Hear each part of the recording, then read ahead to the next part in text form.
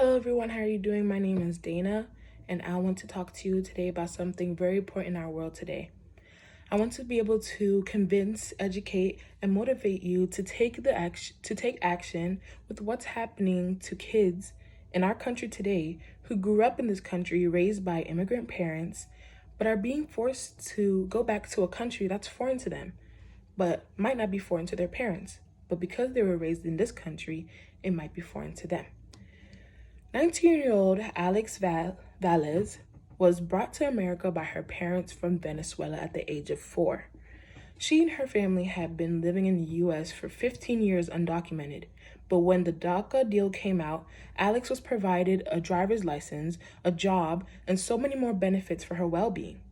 Now, Alex might be facing deportation because the DACA deal expires, and she'll lose everything that has been helping her live in the U.S. So why is this important to you?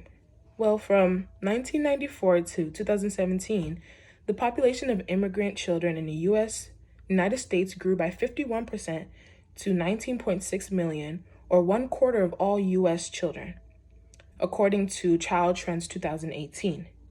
And this number continues to grow, meaning your coworker or your child's best friend could fall into this category. And what if you want to help them out?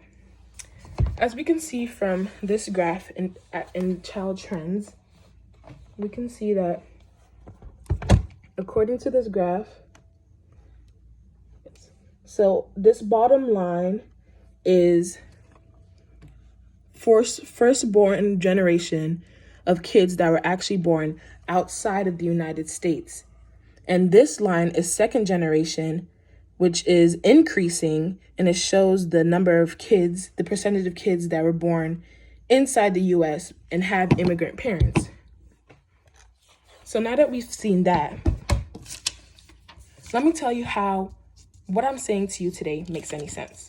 A close friend of my cousin and I shared a friend, and her family got deported out of the United States. The only family she had was in New Jersey. She ended up staying at my cousin's house, and the whole situation was devastating to her. And towards the end of the school year, she had to move to New Jersey to her family. And she was very scared and very worried that she too was going to get deported because she was not born in the U.S. So that situation with her has been a battle for many years. They haven't been able to send her back, but she keeps fighting for her right to stay in this country. But she's been raised here for a while. So that brings me to these young kids that are under DACA should be protected, and they should not have to live in fear of losing everything they've worked for, as equally as hard for as the citizens of this country have worked for. And we should do everything in our power to give them a voice they don't have.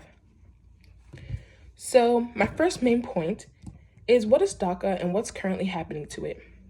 DACA was a program introduced in 2012 by President Barack Obama as a stopgap measure to shield from deportation people who were brought into the United States as children and did not have citizenship or legal residency status. The protection lasts for 2 years at a time, and it is renewable, but the program does not provide a pathway of citizenship. And the program gives a lot of benefits like permission to remain in the country and also work permits and health insurance. But listen to this. On June 18, 2020, the Supreme Court approved DACA and wanted to start accepting new applicants. But on July 29, 2020, the Trump admin continued to restrict DACA program regardless of what the Supreme Court said. So people oppose DACA, and they're just excuses. People usually say DACA shouldn't be allowed because it's too lenient on immigrants, and this program basically gives them full amnesty. But it only gives amnesty to the children who were brought to this country not by their own will. So what can we do to help the people of DACA, the students and children? We can help protest against what the Trump admin is doing. There are people currently out there protesting. We can write a letter to one of our congressmen saying that everything should be done in our power to help out. Or we can use social media to advocate. We could also sign many petitions that are online that are for this program. Our future leaders could be anyone who we help in this program. And that's a part of the DACA program. And since we have a voice and the power, we should be able to help the young kids who have nothing to say for themselves against our government. So the most important thing to remember is that we have the power to change things, so let's make sure we do so. Thank you.